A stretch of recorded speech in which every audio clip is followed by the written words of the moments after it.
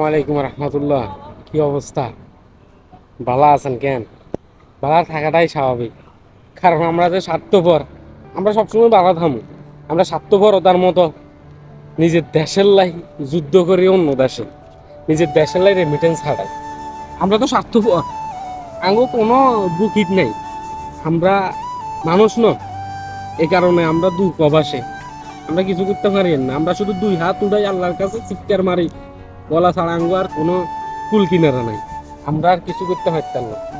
আমরা হাইতাম না অসহায় ভাই অসহায় বোনদের সাথে দাঁড়াই, প্রতিবাদ জানাই। কিন্তু হ্যাঁ, মন খুলি আল্লাহর কাছে এটাই দোয়া করি যে আল্লাহ আপনি ন্যায্য বিচারটা করবেন, আর যারা জালিম আছে তাদের হাত থেকে রক্ষা করবেন। এটা ছাড়া আঙ্গো কনের আর কিছু নাই। আমরা শুধু ফোনটা এইভাবে লই বসি আছি যে কখন আপডেট খবরটা আইব, কখন আমরা শুনতে পারব যে কয়টা মায়ের বুক কাঁপিয়েছে। তোরও বাচ্চা ক্লাস 9-এ হলে, ক্লাস 10-এ হলে, হেও তো হের প্রতিবাদ জানাইছে, হে সুস্থ বিচার চাই, আর কিছু চাই না। আপনারা হেরও মারিয়ে লাইছেন, যে পানি খাওয়াইছে আপনারা তারও রাখলেন না। বাহ! আর বাংলাদেশ পুলিশের কথা কি করবেন, আপনারা ধন্য, আপনারা বাংলাদেশের গর্ব, আমাদের গর্ব। আমি গর্বিত, আমি বাঙালি, আমি স্বাধীন দেশের নাগরিক। আমার কিছু আর বলার নাই, কারণ হচ্ছে আমরা তো স্বার্থপর। কিন্তু মির্জাফরের মতো যে আপনারা বিশ্বাসঘাতকতা করতেছেন দেশের সাথে, দেশের রক্তের সাথে, স্বাধীনের সাথে, ওইটা কি?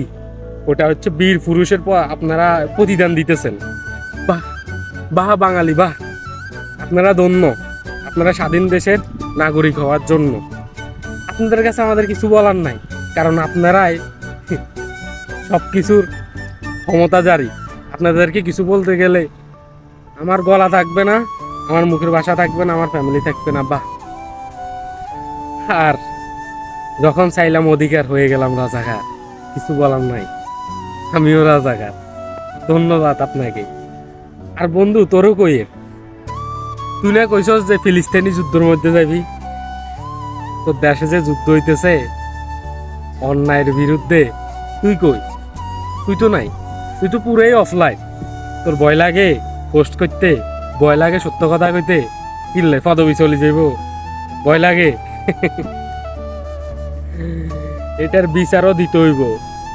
অত তুই এই পৃথিবীতে দেন লাগতো না, পরের জন্মে আসরের ময়দানে এটার ন্যায্য কথা কইবার লাই উপস্থিত থাকিস। আর হ্যাঁ, রান্নাঘরও কইতেছি, আপনারা এই পুরো দেশটারে অন্ধকার করে দিচ্ছেন না, পুরো দেশের নেট অফ করে দিচ্ছেন না, না কোনো আপডেট খবর পাইতেছে বাইরে দেশের, না কোনো আপডেট নিউজ ব্যাক হইতেছে, কোনো কিছু হইতেছে না, কোনো লিক হইতেছে না। আপনারা সুন্দরভাবে অন্ধকারের ভিতরে পলিথিন বড়ি সব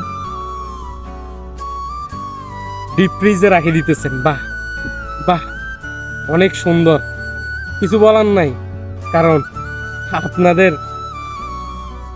অনেক গুড। ধন্যবাদ আপনাদেরকে। আমরা কোনো খবর পাইতেছি না, আর এই অন্ধকারে আমরা হয়তো কিছু দেখতেছি না বা অন্যান্য মানুষ দেখতেছে না, কিন্তু এক উপরালা সবকিছু দেখতেছে, উনি সবকিছু জানে, সবকিছু দেখে। ইনশাআল্লাহ তো আর থাকেন এই মাঠে না, হাসরের মাঠে জবাব দেওয়ার জন্য। একটা কথা মনে রাখবেন, আল্লাহ ছাড় দেয়, ছাড়ই দেয় না, এটা মনে রাখিয়েন। ইনশাআল্লাহ হয়তো কিছু করার মতো ক্ষমতা আমার কাছে না, কিন্তু